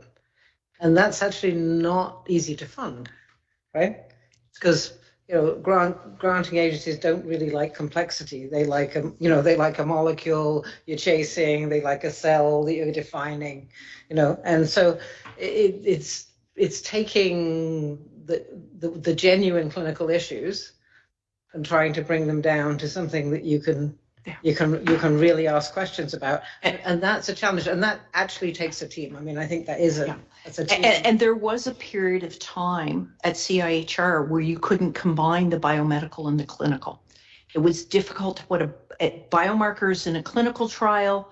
The trial takes up a lot of money. At the same token, it was hard to do a bench to bedside trial.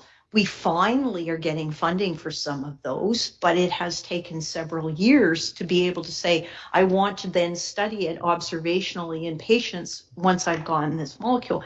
But it's having the partners. The other thing from a biomedical scientist point of view, and I think, Jean, you can attest to this, we still have a lot of biomedical scientists in this country that work in silos. They have no partnerships on their grants. You'll know when I sat on your panel, like, okay, I like this grant because they're working in a group.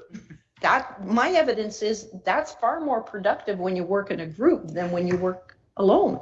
But unfortunately, the whole culture of advancement in science, certainly in this country and to some extent internationally, is based on this kind of rock star model, right? So that the individual rock star scientist has to have that publication record, and the group identification and that the group should be funded is actually a much harder sell. even though it's. Well, it certainly is in biomedical. I've heard the same thing for medical anthropology. You're not a true medical anthropology until you publish a single author study, right? That you are the only author on that paper, and changing that culture, particularly in the biomedical field, is very difficult. The trials, you can't do it with one person, right? But it's changing that culture. You know, CIHR freaked out when I put that grant in. I reached the limit of the number of co-investigators. CIHR limit for co-investigators on a single grant is 100, and I hit it. Like, I put 100 co-investigators. I had a high number of principal investigators, but I hit the limit of co-investigators and then had to make everybody else a collaborator. So I have a question, just a general question. Do you, and this is, let's say, a pharma question, aka also like a regulatory question. Mm-hmm. So my experience with, say, Health Canada is they're really good at regulatory. If you have a drug that will treat the one thing that you can identify, one thing of that one thing that you want to measure, and that way you can take your result and attribute it to the disease process. And since sepsis is so multifactorial, do you think that if, say, there was a drug company that was interested, or Health Canada was interested from a regulatory perspective, that would make it easier for the public to say, oh, well, we've got this drug, you know, to be able to assign, because people need to compartmentalize things? I think what the pandemic did was turn that on its head. And we learned from oncology. So oncology has been successful in many cancers of reducing mortality because they do something called a platform trial. They put a drug in, they change the statistical analysis plan. They're looking for a proportionality that respond to this, and they can put multiple drugs in and then test the next platform.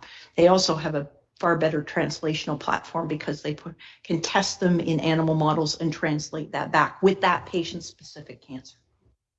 We need to get to the same place with sepsis, but we need new drugs to be able to do that. What COVID showed us, particularly in the UK, but REMAP-CAP here in Canada and elsewhere in the world, is that we could start to put one drug and the next drug and use the proportionality of who responded to that drug to be able to do.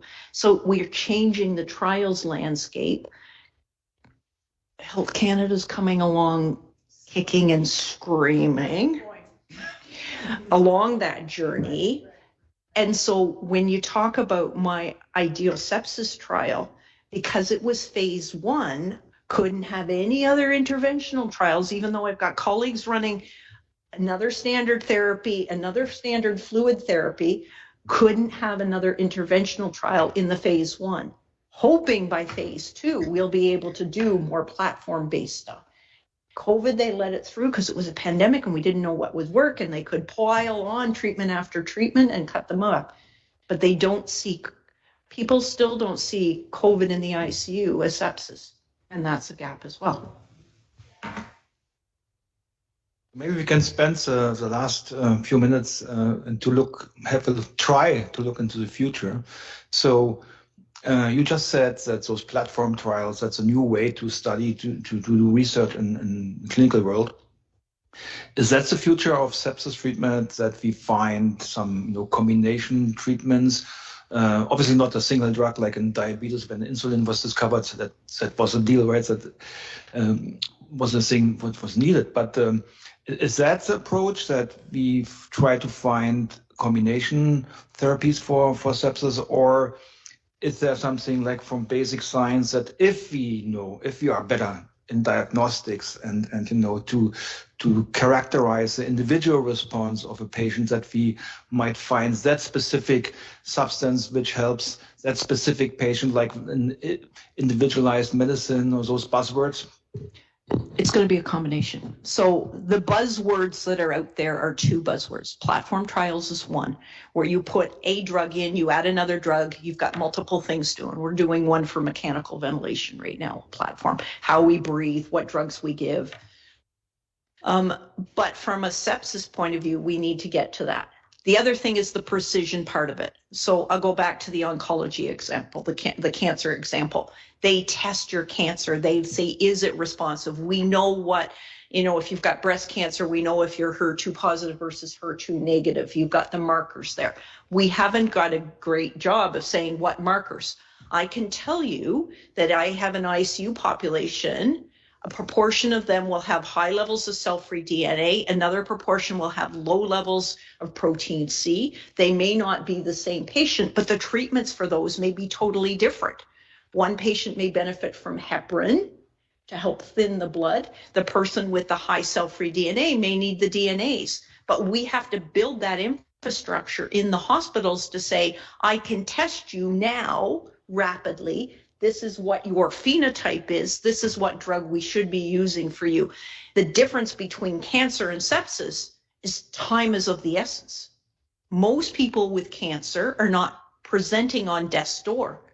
We've got to be able to turn those around rapidly to say, this is the right treatment for you. And I talked a little bit about the diagnostic gap. We have this diagnostic gap, but we need to be able to repurpose the biosamples to say, this is what we've got. This is what the therapeutic options for you are right now at this moment. But some of the sharing needs to be better between provinces. And I think that's where your policy work comes in. Trying to share data between provinces, trying to share biobanks between provinces, it's all health policy and data protection. And I think we need to work on that element alongside our clinical stuff, because we can take our population in Halifax, it doesn't mean it's the same as Hamilton or Calgary, and we need to share that across. Yeah. And some researchers are our own enemies. We want the data to be our data, and we want ownership. And again, that's that siloed mentality. So I think if we can break down with policy some of those barriers to data sharing, biobank sharing, and ownership of data, accepting that the data we collect can be freely used for the benefit of everyone. Yeah. And I think that's a big barrier to what we do. Sandra, I will tell you, the consent form for a phase 1 pilot safety and feasibility study is 13 pages long. There is 38. In Nova Scotia? Seriously. And just adding the data sharing, and I'm using an electronic health record, and I want a data share. And the problem is the federal government funds the data sharing agreement, and then the provinces don't agree to the data sharing. Right. And then you have to put it in your consent form that you realize your data, which could be identified, could be de-identified data, doesn't know that link you, but it's a set of data that might sit in a trial, might sit everyone else, is shared. That's why the CCRN is all metadata. We've agreed to download the trial and what trial you're in, but none of that personal data of the outcomes or anything else. But even the big spore networks who are set with tasking this data harmonization can't get past the provincial governments. This is why ICS in Ontario is so powerful, because it's the biggest province with 40% of the population. Is because there is a data sharing agreement and the scientists behind them to be able to look at that data. Alberta has a single electronic health record. Their data too will become popular and very solid because everybody's on the same electronic health record. Family docs all the way through. That's the power, but Tony's absolutely right. We're hampered by the Canada Health Act because the data sharing didn't come across of it, and people never thought we should be able to share data. So what happens in Nova Scotia, what happens in Ontario, I can't know it's the same. And the data in Nova Scotia right now, if you need something, you want to advocate, what does Tony need to advocate, the Department of Critical Care? Well, it has to go board on that. Nova Scotia is behind because Nova Scotia does not have an electronic health record yet. In Ontario, we are moving. Now, there are a few big players, like everything. There's a monopoly. There's probably 3 big companies that have electronic health records. There's one for big healthcare systems, there's one for medium, and there's one for somewhere smaller systems. And even that still in Ontario feeds into a single record from the discharge data. But that data sharing and being able to see things in real time and allowing patients access and families access to their charts.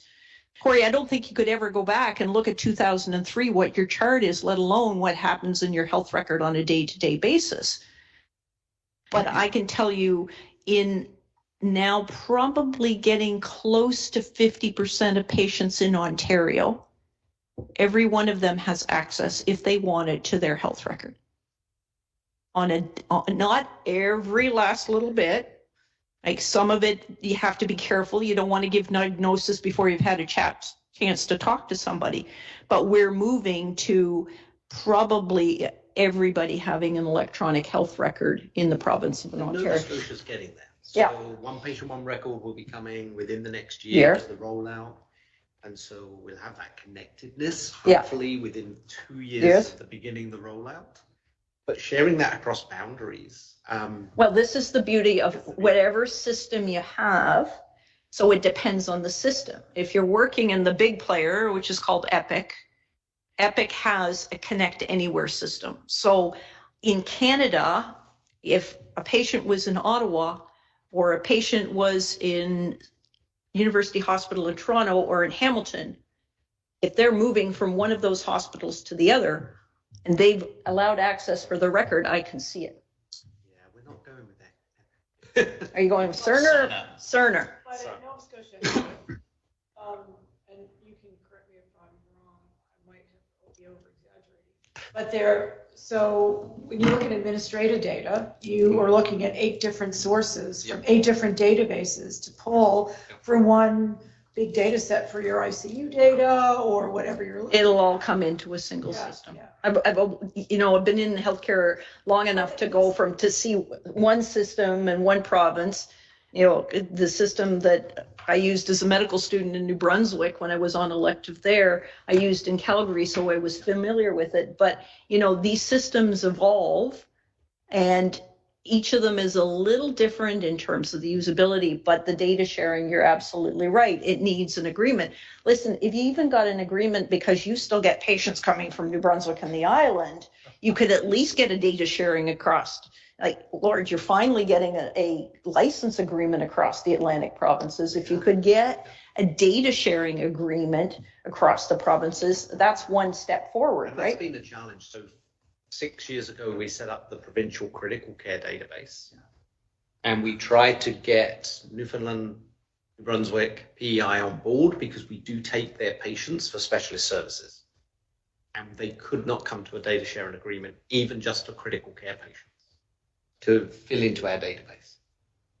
And so that is a real hindrance to any kind of research database sharing. And here's, Corey, this comes back to the advocacy bit, some of what you are and what we need patients with lived experience for. Now, you're Nova Scotian, there, but imagine it's someone like me who was living in Fredericton, or I grew up in Gagetown, the village of Gagetown, and you had to come to Halifax for some medical issue. How would you get that record across? And I think this is where the patients and the patient advocates, and it comes to the question Jean has, how do you get patient advocates involved in all of this? That voice has to come from the patients. We need this, right? They're the ones that need to advocate to the government to say, it's a shame that my record in New Brunswick can't be shared with the physicians in Nova Scotia, right? There was a question from the audience, Christine. Christine.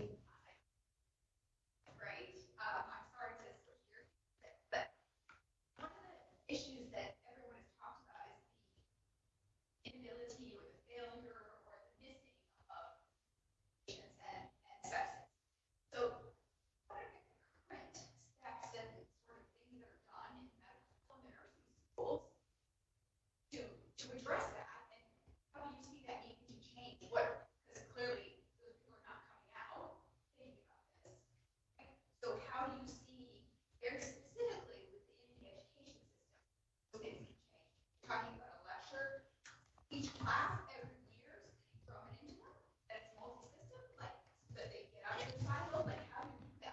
So I know that there is a lecture at the conjoint program of Mac Nursing on sepsis, because I gave it several years ago. It's rehashed, it's out of date, but they're probably still using it. It needs to be kept current. I don't know what Dal's nursing school is teaching for sepsis. I know for a fact they're not teaching sepsis at Mac Med School because nobody's asked me to do it. And I'm pretty sure that they think they know it, but they haven't necessarily gone to the expertise. Now, Tony may know something different than I know about Dal's med school. Not very much in that it's taught through shock. Right. And so a lot of the lectures are around shock and treatment of shock without necessarily labeling it as sepsis. There isn't a sort of immunological sepsis series. I think the best we can try and get out in education is to use sepsis more as a trigger word. So if someone verbalizes sepsis, it actually says sepsis means these actions. I have to do antibiotics, blood cultures, fluids, and maybe contact critical care. So that sepsis, instead of trying to describe this really complex pathophysiology, we at least get across to healthcare professionals, if you verbalize sepsis, it means this set of actions.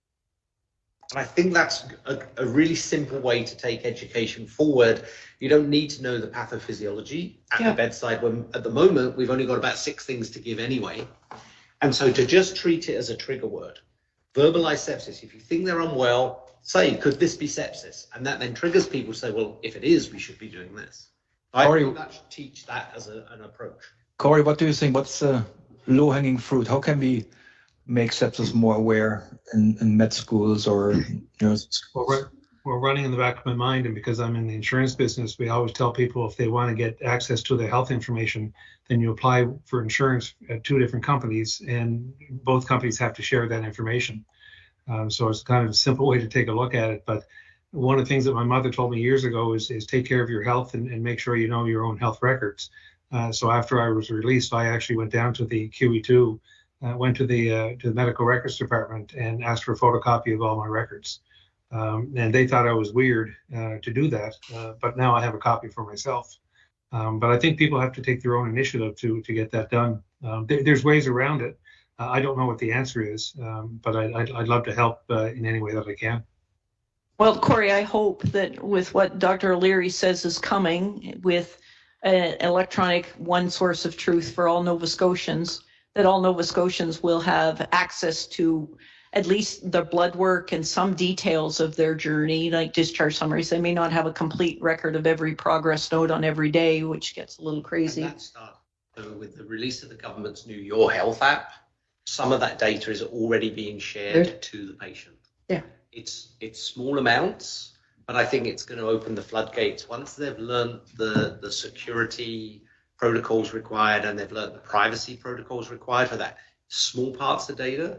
I think they'll then allow more to be shared. And so having a single app, all the issues of people that use apps and people that don't use apps, how do we then extend that records to? I will say, as a health professional, sometimes it's hard to get access to your own medical record, though, because you're already in the system and they need 2 passwords. I want to answer Jean's question. She had a question specifically about patient engagement in preclinical research and how we're doing that. It was pushed by the fact that CIHR asked us to have patient partners. And so that team has actually built a whole research program now, a secondary research program about patient engagement in preclinical research, which you can imagine in the animal world gets really scary sometimes, right? We don't want PETA banging on our door, and we don't want a bunch of other things banging on our door. But I will say that Manoj and the group in Ottawa have been quite passionate about finding the right patient partners within the network to start talking about it. He's actually had graduate students looking at this and making a graduate student project so that you can figure out that journey. It is tough. You have to have contact. You have to reach out. You have to have people who are with a disease process. It works. I think that's probably the first thing. And you may not know this, but CIHR has rules for compensation.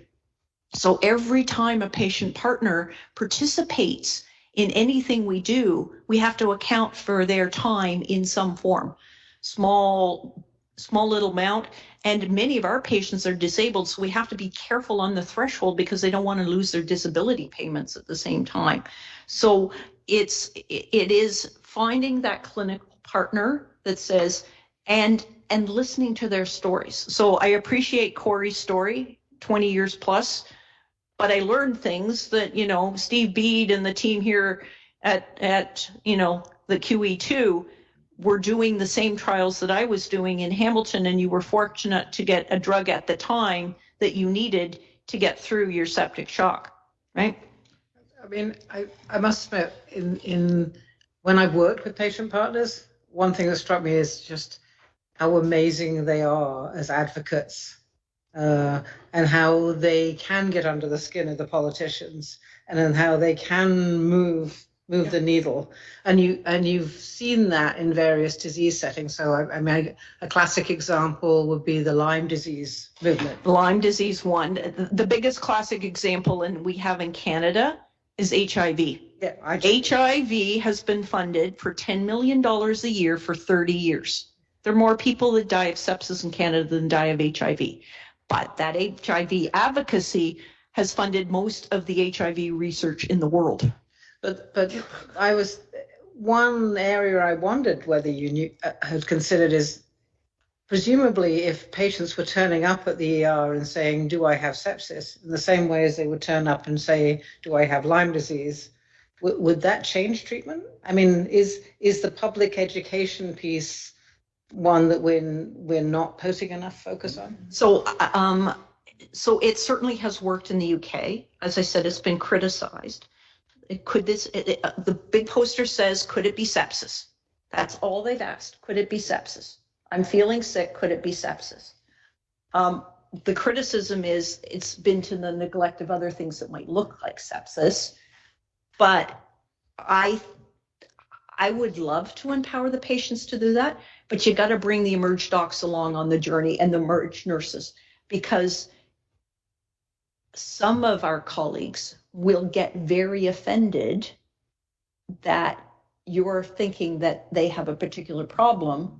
But at the same time, we have many people coming through. I think I'm having a stroke. I think I'm having a heart attack. Why is I think I've got sepsis, or I think my loved one is septic, any different than those two? So in the UK, we didn't care, we offended them. So the way we took it, including people that wrote the definition. And we basically took any patient that had a positive microbiological result and wrote to the attending. This was one of my ICU colleagues. He took the lead on this, and he wrote to every attending physician in the hospital that had a septic patient, a microbiological proven, and did not meet the sepsis 6 on a traffic light system. You know, if you only got 1 out of the 6 within that first sort of hour, 2 hours, you'd get a letter with a red traffic light on the top saying you didn't do very well. Yeah. Here's the things we suggest you do better. Now, I can tell you a lot of the surgeons took that letter, screwed it up and threw it away. But when the letters just kept coming, and those letters also go to the hospital medical director, and when you got 10 of those, you've got called to the medical director. So it's got to be supported higher up. But the idea is you shouldn't put patients at risk if you're just because you're worried about offending someone. And the UK is very good at doing that. So we just he did a great job. He pushed forward. You know, he'd probably today he'd be trolled for just sending out those kind of things, but it worked. And now the letters aren't required. There's now random clinical audit, just to do random chart reviews to make sure things are continuing. But it started with actually offending people and saying, you didn't do a good job. And here's why, and here's how we think you can do better. In the electronic health record, you can automate that. So you can put those practice alerts. I tried. When we went on to our new health electronic record, I said, we could turn the best practice alert on. And the eMERGE doc said, you're not going to tell us that we can't, that this is sepsis and we're not practicing.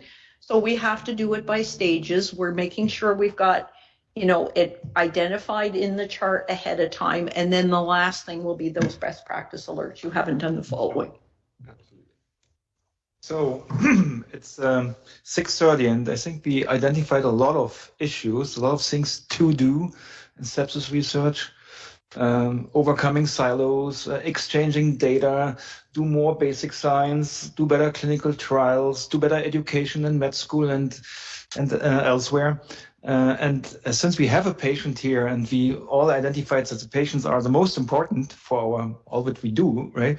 I would like to give the last word to Corey and maybe, if possible, identify from your perspective, what is the most important thing to do next from all what we discussed here? Well, I think in every industry, and especially yours, listening to people, education. I'm going through this and I see that, yeah, there is a public relations problem, there's a funding problem, there's a research problem, there's an understanding problem. We talked about a vocabulary problem, but we have a timing problem as well. It's okay to offend people. But the word offense, it might be, replace sometime with disturbing people, because nothing happens until people get disturbed or feel uncomfortable. But what I will say is most often when I finish off a talk, I would normally say thank you from the bottom of my heart. But in these cases, I thank you from the bottom of my kidney, and I thank you from the bottom of my liver and the bottom of my heart. So I appreciate the time, and I'm happy to be here. Yeah, thank you very much, everybody, for joining us today, and also the audience. And yeah, we have a lot of things to do. Thank you very much again. And maybe it's an opportunity for provincially Nova Scotia to actually lead with a provincial action plan on sepsis. Right? Oh yeah. Right? Thank you.